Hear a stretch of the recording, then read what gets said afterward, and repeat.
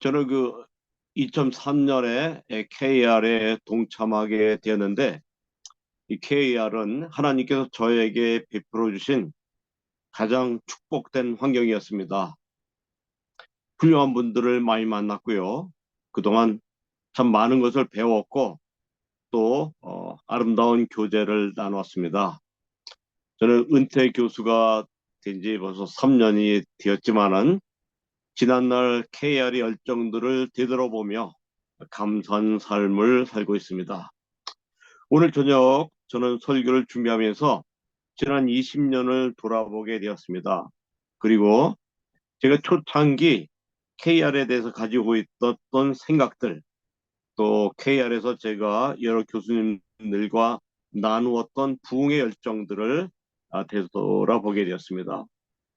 그래서 여러분들은 아마 오늘 말씀을 같이 보면서 지난 20년 전에 우리 KR은 이런 생각들을 가지고 있었구나. 그리고 이런 생각들 나누었구나 하는 것을 살펴볼 수 있겠습니다. 그래서 본문보다는 부흥에 대한 기억, 또 KR 초기 열정들을 한번 회상한 시간이 되었으면 좋겠습니다.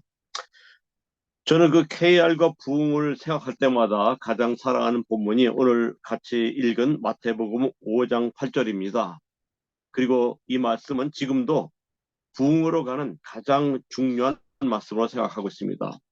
마음이 청결한 자는 복이 있나니 저희가 하나님을 볼 것이며, Blessed are the pure in heart, for they will see God. 헬라도 찾아보았죠. 마카리오의 호이 카다로이 테 카르디아 호이 아우토이 톤데온 옵선타이.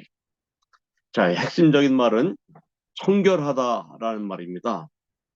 청결하다, 카다로스. 무슨 뜻일까요?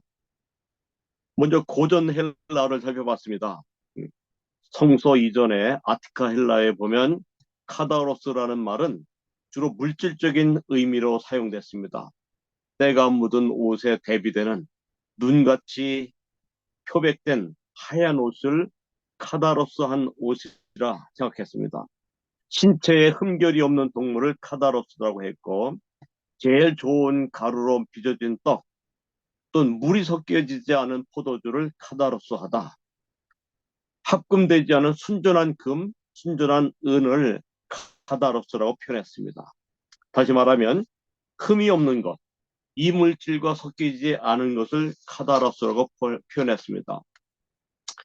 구약 성경, 우리 헬라어 셉트와진트 70인역에 보면은 카다로스가 150번 나오고 있는데, 주로 의식적인 정결 또는 예전적인 정결을 묘사하고 있습니다. 음식에 대한 규정들 또는 청결 예식들, 예전적인 시즘, 이런 걸 다 카다로스라고 구약에서 얘기했습니다. 동물 중에도 카다로스한 동물과 카다로스하지 않은 동물이 있습니다. 또 시체를 만진 사람은 7일 동안 정결하지 않습니다. 특별한 방법으로 손을 씻었습니다. 대속죄일에 제사장은 몸 전체를 5번 씻었습니다. 제사장이 되기 위해서는 아론의 후손이면 카다로스 하기에 필요 충분합니다. 그의 영적인 통찰력이나 도덕적인 성품은 문제되지 않습니다. 제사장의 모든 불결은 물로 씻어낼 수 있습니다. 이렇게 볼 때 구약의 카다로스는 전적으로 외적인 것이었습니다. 종교 예식, 제사법의 준수뿐이었습니다. 근데 우리 예수님께서는 여기에 두 단어를 첨가시켰습니다. 테카르디아, 마음입니다. 마음이 청결해야 복이 있다. 이것은 유대 종교 전통의 정면으로 대치되는 가르침입니다. 예수님에게 있어서 청결의 문제, 순수의 문제, 퓨리티의 문제는 전적으로 내적인 문제였습니다. 마음의 문제요, 의도성의 문제요, 생각의 문제요, 영혼의 자세의 문제였습니다. 어떤 사람이 육체적으로 청결을 엄격하게 유지했다 할지라도 내면적인 면에서는 죄의 유혹에 굴복할 수가 있습니다. 자, 윌리엄 바클레이는 이 본문을 이렇게 해석합니다. 그의 생각들과 동기들이 아무런 이물질이 섞이지 않은 사람. 그래서 그 생각과 마음의 동기들이 절대적으로 깨끗한 사람은 복이 있다. 그렇게 해석하고 있습니다. 이 말씀은 마음의 동기가 순수한 사람, 자아의 욕구에 인해서 변질되지 않은 사람, 진실에 대한 진지한 추구로 충만한 사람, 그 사람은 마음이 행복하고 하늘에 속한 신령한 복을 받는다는 것입니다. 자, 지금 살펴본 것처럼 지고의 순수를 요구합니다. 최상의 진실을 요구하죠. 진실을 우리 두렵게 합니다. 그리고 이곳에 부흥이 임합니다. 자기 만족, 자기 현시욕, 자기 자랑의 동기가 있는 곳에는 부흥이 없습니다. 우리는 자기가 인지하지 못할지라도 자아의 불순물이 섞여 들어오는 그런 때는 진정한 부흥이 없습니다. 우리 KR 교수님도 대부분 교회사를 전공하셨는데 저는 기독교 교육을 전공했습니다. 그런데도 저는 일본 중세의 순교자들에 대한 관심이 있었습니다. 그래서 일본 중세의 기독교 순교자들에 대한 자료를 이것저것 준비하고 있었습니다. 근데 오늘 보니까 제가 그 일본 나가사키에서 차를 렌트한 영수증이 있었습니다. 2007년 6월 30일이었습니다. 제가 1학기 종강을 마치고 오사카에 출장을 가게 됐는데 한 주간 일정을 마치고 나가사키로 갔습니다. 그래서 일본 공항에서 승용차를 렌트를 하고 한 수도원에 숙소를 정했습니다. 그래서 마음속에 일주일 동안 중세 기독교인들의 현장을 살펴보겠다. 이렇게 비정한 결심을 했었습니다.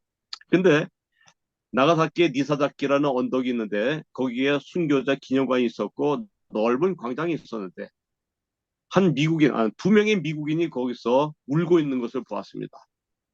어떻게 됐냐면 당시에 부산 덱스코에 전 세계 CCC 총회가 있었습니다. 세계 CCC 대회가 있었는데 이 두 사람이 미국 대표로 부산으로 오기 전에 일주일 동안 거기서 일본 중세 순교자 흔적을 찾으러 온 그런 사람들이었습니다. 나하고 목표가 똑같았어요. 그래서 나는 렌트카를 가지고 있었고 이 두 미국 사람들은 구체적인 자료와 지도를 가지고 있었습니다. 그래서 우리는 동지가 돼서 일주일 동안 옛날 중세 일본 기독교인들이 피신에 살던 산골짜기를 찾아다니면서 무덤을 뒤지고 비석을 뒤지고 산골을 뒤졌습니다. 다행히 깊은 산골에서 아주 깊은 산골에 그 숨겨진 기독교인들의 자료를 잘 보관한 아주 훌륭한 그 박물관을 발견해서 좋은 도움을 받았습니다. 또 파도가 치는 바닷가에서 여러분이 잘 아는 침묵의 저자 엔도 슈샤크의 기념관을 찾아보기도 했습니다. 참 꿈 같은 한 주간을 굉장히 바쁘게 다녔습니다. 우리가 잘 아는 대로 일본 중사를 잠깐 살펴보겠습니다. 1549년 8월 15일 사비에르가 가코시마에 도착했습니다. 그 60년 동안 일본 기독교의 황금기였습니다. 오다 노부가라는 천하를 통일할 야심을 갖고 있었는데 그때는 불교가 실세였고 이 불교의 영향력을 꺾기 위해서 기독교를 후원했습니다. 도요토미 히데요시는 오사카 인근에 영지를 내줘서 교회를 짓게 했습니다. 예일대 역사학자 케네스 라토레스에 하면 그 당시에 60만 명의 기독교인이 있었습니다. 근데 히데요시는 스페인과 포르투갈의 국력을 굉장히 두려워했습니다. 또 자기의 측근 참모들이 기독교인이 되고 그 참모들은 자기보다 교황을 더 존중하게 됐죠. 두려움을 느꼈습니다. 마침내 히데요시는 박해의 칼을 빼들었습니다. 자, 일본 남단의 나가사키는 일본의 남쪽의 대문이었습니다. 거기엔 네덜란드, 영국, 스페인, 포르투갈의 무역선들이 가득히 있었습니다. 어느 봄날에 따사로운 햇볕이 비치는 나가사키 봄날에 이 한국에 내려다보는 니사자키 언덕에서 26명의 순교자가 순교를 하게 됐습니다. 대부분의 이 사람들은 일본의 귀족 출신의 가문들이었습니다. 이 사람들은 그 유일한 국제 항구인 나가사키까지 호송을 받아서 세계 사람들이 보는 앞에서 처형을 되게 됐습니다. 10대부터 50대까지 26명은 그 창끝이 자기의 심장을 관통하는 마지막 순간까지 기도와 찬송을 부르며 장렬하게 순교했습니다. 이때부터 크리스찬들, 기리스탄들은 일본 모든 곳에서 수백 리 수천 리를 걸어서 나가사키까지 와서 공개 처형을 받았습니다. 우리가 잘 아는 대로 그 예수님 상을 밟고 지나가는 후미에로 신자를 가려냈습니다. 55명이 화형을 당했죠. 저는 그 일주일 동안 그들의 행적을 추적하면서 장군들의 칼자루에 숨겨진 십자가, 그다음에 성만찬용으로 만들어진 예수님의 상, 이걸 보면서 참 놀라운 생각을 했습니다. 그 당시에 박해의 목표는 처형의 목표가 아니라 배교가 목표였습니다. 만약에 배교자가 나타나면 형제들은 춤을 추면서 관가로 달려갔습니다. 순교를 막기 위해서 현장에 의사도 배치했습니다. 그들이 기독교를 부인하면 즉각 석방했었습니다. 당시에 동경의 지금 현재 소피아 대학교에 보면 순교를 택한 신자가 4만 명, 예일대학 자료에 보면 6만 명이 순교했습니다. 여러분 어떻게 생각합니까? 그들이 왜 순교를 당했을까요? 그들은 우리처럼 성경을 잘 모릅니다. 복음성가도 모릅니다. 그런데 그들은 조금 더 주저하지 않고 4만 명이, 6만 명이 순교를 했다는 것입니다. 제가 개인적으로 연구를 해본 바로는 그 시대 일본 기독교는 청년의 신앙이었습니다. 단순성과 순수성으로 표현할 수밖에 없는 이른바 새벽의 기독교였습니다. 봄의 문턱에 있었던 신앙이었습니다. 그들이야말로 마음이 청결한 자들이었고 그들의 눈앞에서는 하나님을 볼 수 있었습니다. 바닷가에 묶여서도 또 온천에 뜨거운 물을 붓는 그 순간에도 그들의 순결한 신앙은 하나님을 볼 수 있는 사람들이었습니다. 영국의 목사 요한 웨슬레가 이렇게 탄식했습니다. 내가 걱정하는 것은 이 땅에서 교회가 사라지는 것이 아니다. 능력은 없으면서도 화려함만 남은 죽은 공동체가 되는 것을 염려할 뿐이다. 처음에 신앙을 붙들지 않으면 우리는 결국 그렇게 되고 말 것이다. 요한 웨슬레가 68세가 된 어느 날 그는 멀리 대서양 건너인 미국 형제들을 걱정했습니다. 그래서 프란시스 에즈벨이라는 특별한 젊은이를 파송했습니다. 그 당시 개척민들이 에팔레치아 산맥을 넘어서 태평원으로 그레이트 플레인으로 들어왔는데 개척민들의 가장 큰 두려움은 야생의 땅을 일구는 것이 아니라 하나님으로부터 잊혀지는 교회에 예배드리지 못하는 그것이 가장 큰 절망감과 불안감이었습니다. 에즈베리는 필라델피아에 내리자마자 정착민을 찾아갔습니다. 산맥을 넘어서. 근데 여러분 그 당시에 성직자가 그들을 찾아온다는 것은 대지를 약동하는 큰 사건이었습니다. 오랫동안 미루었던 결혼식을 하고 세례식과 성만찬을 준비했었습니다. 자, 제가 이 말씀을 드린 이유는 에즈베리는 엘레겐의 산맥을 60번이나 넘으면서 길가에서 풀을 뜯어먹으면서 풀에 젖은 찬바람에 노출돼서 루마티스 때문에 누가 말 위에 얹어줘야 할 정도로의 심한 어려움을 겪었습니다. 노인이 된 에즈베리는 젊은이들 찾아 나섰습니다. 그래서 복음을 들고 왕의 명령을 전달할 강인한 청년들 찾았는데 그들을 순회 전도자라고 합니다. 서큐트 라이더.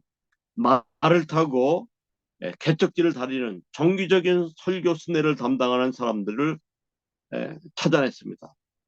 그대의 말 한 장에는 3권의 책이 있었는데요. 성경책과 찬송가와 교리의 장정입니다. 저는 이 사람들의 전기를 많이 읽었습니다. 길가에서 풀 뜯어 먹으면서 아기에 찬 인디안과 마주치고 낭떠러지와 독사와 맹수를 피해서 복음을 전한 이 사람들은 6명 중에 1명이 순교를 했습니다. 그들의 이야기가 잘 설명되고 있습니다. 비가 쏟아지는 장마 속에 말을 끌고 험산줄령을 넘어가는 모습, 얼어붙은 제임스 강의 강물이 얼음이 깨진 소리를 들으면서 마지막 도착한 산에서 마을의 불빛을 보면서 눈 위에 무릎 꿇고 기도하는 그들의 모습, 그야말로 천국의 용병들이었습니다. 그들은 영혼이 순수한 영혼이요, 젊은 자들 순수한 영혼으로 눈앞에 하나님 나라를 보면서 복음을 전한 그야말로 천국의 용병들이었습니다. 마음이 청결한 자는 하나님을 볼 것이다. 근데 여러분, 하나님을 본다는 것은 무슨 뜻이겠습니까? 오늘 마태복음 5장 8절을 우리가 나름대로 생각하면 마음이 청결한 자, 영혼의 청정도를 유지하고 있는 자, 진실한 순수를 소유한 사람은 하나님을 볼 것이라고 했는데, 윌리엄 바클레이는 업선타에 하나님을 본다는 말을 두 가지 설명했습니다. 첫 번째는 하나님을 본다는 말씀은 하나님을 온전하게 안다는 것입니다. 고린도전서 13장 12절에 사도 바울이 말씀하셨듯이 우리가 이제는 거울로 보는 것 같아 희미하나 그때는 얼굴과 얼굴 대하고 볼 것이요. 이제는 내가 부분적으로 아나 그때는 주님께서 나를 아신 것 같이 내가 온전히 알리라. 우리는 제한된 생각과 불규칙한 감정으로 하나님을 알고 있지만 그때에는 우리가 기쁨과 황홀 가운데 진리를 바라보면서 그의 영광을 몸소 체험하게 된다는 것입니다. 바클레이가 하나님을 본다는 두 번째는 우리가 하나님과 친밀한 사랑의 관계를 맺는다는 것입니다. 주님의 사랑을 느끼며 감미롭게 잠에 들고 주님의 형상으로 충만하여 힘차게 일어나는 관계, 주님과 함께 살며 주님을 경배하며 주님을 사모하며 그의 영광을 경험하며 하는 관계를 하나님을 볼 것이다를 해석했습니다. 우리는 여기서 한 사람을 또 생각합니다. 요나단 에드워드 목사님입니다. 우리 여러분 잘 아시죠? 흠이 없고 이물질 섞이지 않은 그런 목사님입니다. 당시에 교회는 초기 청교도 전통을 잊어버리고 어중간한 중재안을 택했었습니다. 그러나 요나단 에드워드는 경건의 모양과 경건의 능력을 예리하게 구분했습니다. 그는 진리에 대해서 막연하게 말하지 않았습니다. 철저한 사색과 확인을 거치지 않고는 한마디도 말하지 않았습니다. 그분은 목소리가 나약했습니다. 외모에도 위풍이 없었습니다. 그분의 설교는 2시간 동안 이어지는데 촛불 사이에 머리를 숙이고 원고를 읽거나 가끔 고개를 드는 것이 유일한 동작이었습니다. 그러나 그는 뉴잉글랜드를 바꿔놓았습니다. 소위 1차 미국 대각성 운동을 일으킨 것입니다. 그의 복음은 강을 따라서 대서양을 흘러가면서 그 모든 마을에 요나단 에드워드의 설교를 듣고 회심하고 고백하는 부흥이 일어났습니다. 오늘날 아메리카의 정신의 근원을 찾는 역사가들은 요나단 에드워드가 미국 정신의 기초로 뒀다고 합니다. 그분이 하신 핵심, 제가 제일 좋아하는 말씀은 교회의 부흥을 일으키는 이는 오직 하나님 한 분뿐이시다. 교회의 부흥을 일으키는 분은 오직 하나님 한 분이시다. 제 개인적인 생각으로는 어떻게 사람이 임의로 부흥의 기간을 설정해 놓고 이때 부흥을 성령의 역사를 이루어 주십시오. 그렇게 얘기할 수 있겠습니까? 어떻게 부흥사가 부흥을 만들어낼 수 있겠습니까?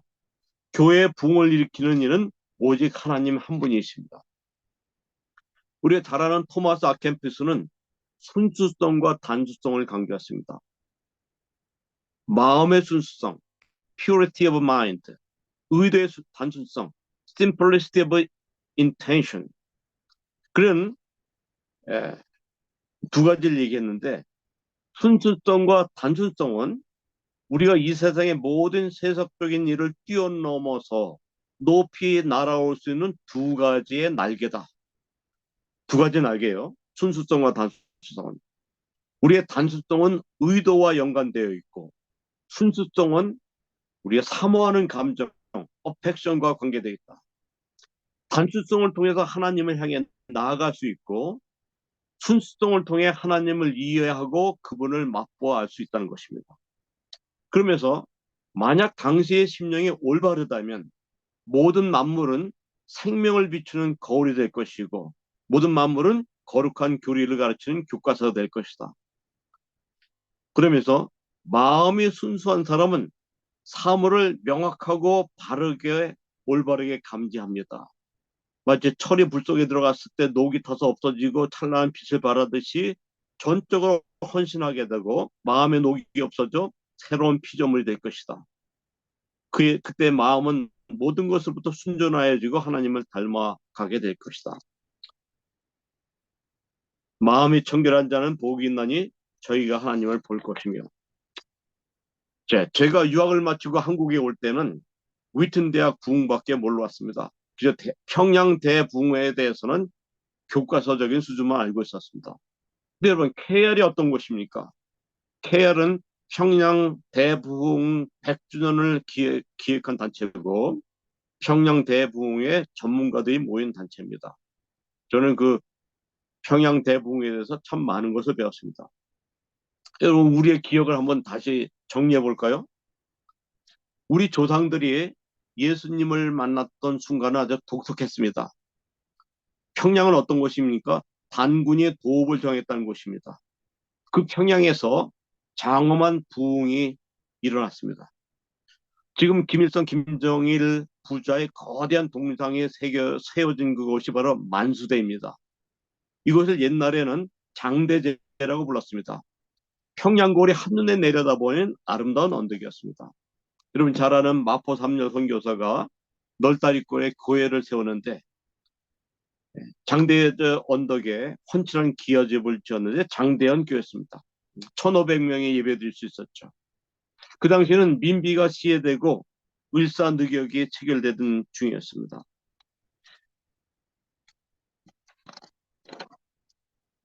1907년 1월 2일 밤입니다. 그때는 쓰시마 해협의 한포 소리도 잠이 들고 일본군의 기미가요도 들지 않았습니다. 그 순간 그 1월 2일 밤에는 오직 울부짖는 기도 소리뿐이었습니다. 어두운 평양의 하늘 위에서 무명 치마저고를 입은 조선의 아낙네들과 흰 두루마리 차림의 중년의 남자들이 하늘을 향해 두 손을 들고 울부짖었습니다. 제가 그때의 모습을 한번 적어봤습니다. 뭐 저의 사실에 근거한 저의 상상입니다만 그것은 차라리 화염이었다. 토설하는 울부짖음은 위를 향해 타오르는 불의 혀였다. 입에서 발설된 고백의 언어들은 하늘을 조각조각 깨뜨리며 한마디씩 또박또박 여호와의 귓전에 울리고 있었다. 모임을 인도하던 선교사들의 얼굴은 두려움으로 창백해졌고 허리가 끊어질 듯 뒤틀려오는 고백의 언어는 끝이 없이 터져나왔다. 그때 선교사들이 전 세계에 파전을 했는데 내용이 어떻냐면 그 기도 소리는 마치 거대한 폭포수 같았고 거대한 기도의 물결은 하나님 보좌를 거슬러 올라가고 있었다. 여러분 저는 그 KR에 참석하면서 키드 하드만이라는 사람이 쓴 부흥의 계절을 즐겨 읽었습니다. 부흥의 계절, The Season of Refreshing. 부흥의 계절은 어떻습니까? 근데 그가 부흥의 계절을 얘기하면서 우리가 주목해야 할 부분도 있습니다. 부흥은 여러분과 내가 계속적으로 깨끗하게 되고 하나님의 생명과 사랑으로 넘치는 마음으로 함께 하나가 돼서 고속도로로 걸어가는 것이다. 부흥은 우리 속에 있는 불순물을 제거하시는 하나님의 사역이다. 우리가 하나님을 바라볼 수 있는 내적 조건을 형성하시는 성령의 역사다. 우리의 마음을 청결하게 하고 영적 게으름을 제거하는 하나님의 은총이다. 제가 공부했던 남침여 신학대학의 티모시 부커 박사는 이렇게 얘기했습니다. 수많은 젊은이들이 나이 든 성도들의 모범이 되었다. 교회 젊은이들이 교회의 모범이 되었다. 그리스도에 대한 헌신과 그리스도를 위한 헌신적인 봉사라는 면에서 젊은이들은 나이 든 성도들의 선생이 되었다. 또 키드만 하드의 말이 나온 말입니다. 모든 시대에 있어서 창조적이고 위대한 신앙적인 혁신은 30세 이하의 젊은이들이거나 때로는 18세와 25세 사이의 젊은이들 사이에서 이루어졌다. 우리 KR이 귀 기울여 들어야 될 말씀입니다. 요나단 에드워드도 1차 대각성에게 운동에 가장 큰 영향력을 준 것은 젊은이들이었다 이렇게 얘기합니다. 요한 에드워드의 말을 직접 말씀하겠습니다. 그것은 참으로 하나님께서 자신의 교회의 부흥을 위한 위대한 사역을 시작했을 때 항상 하나님은 젊은이들을 취하셨고 나이가 많고 목이 곧은 세대는 버리셨다. 여러분 최근에 에즈벨의 부흥이 있었습니다. 에즈벨의 부흥이 에즈벨의 총장의 설교에서 이루어졌습니까? 절대 그렇지 않습니다. 2학년 학생, 3학년 학생, 위튼 부흥도 그랬습니다. 제1차 각성운동도 그랬습니다. 요나단에 대한 말씀, 영적 각성운동의 심장부에는 늘 젊은이들이 있었다. 저는 이것이 참 중요하다고 생각합니다. 저는 KR에서 젊은이들의 설교를 듣고 싶습니다. 학부 2학년의 설교를 듣고 싶습니다. 전도사님들의 설교를 듣고 싶습니다. 생명은 지식이 아닙니다. 생명은 테크닉이 아닙니다. 생명은 경험이 아닙니다. 모든 사람이 얘기했듯이 생명은 젊음에서 나옵니다. 왜 그렇습니까? 기성세대보다 순수하기 때문입니다. 젊은이들의 순수성이 시대의 부패를 걷어내고 모든 나태한 점을 일깨우는 힘을 가지고 있습니다. 이것이 순수의 힘입니다. 젊은 사람들은 실수할 수가 있습니다. 설교에 어눌할 수도 있고 날마다 젊음의 실패 때문에 무릎을 꿇을 수 있지만 생명은 거기에 있습니다. 생명은 젊음에 있습니다. 자, 오늘 우리가 문제들을 놓고 많은 사람들이 염려하고 기도하고 있습니다. 그러나 가장 중요한 일은 청결한 마음, 순수한 영성, 오직 하나님을 바라보는 단순성입니다. 마음이 청결한 자만이 하나님을 볼 수 있습니다. 우리는 자아에 대한 욕심들, 유명해지고 싶은 욕심들, 수도 없이 우리를 우겨싸고 우리 속에 들어오는 이기심이 있습니다. 우리가 제일 먼저 준비할 것은 청결한 마음입니다. 마음의 순수성입니다. 의도의 단순성입니다. 우리 기도는 뭐가 되겠습니까? 하나님이여 우리 영혼에 순수를 더하시옵소서. 하나님 저희들의 의도에 단순성을 주십시오.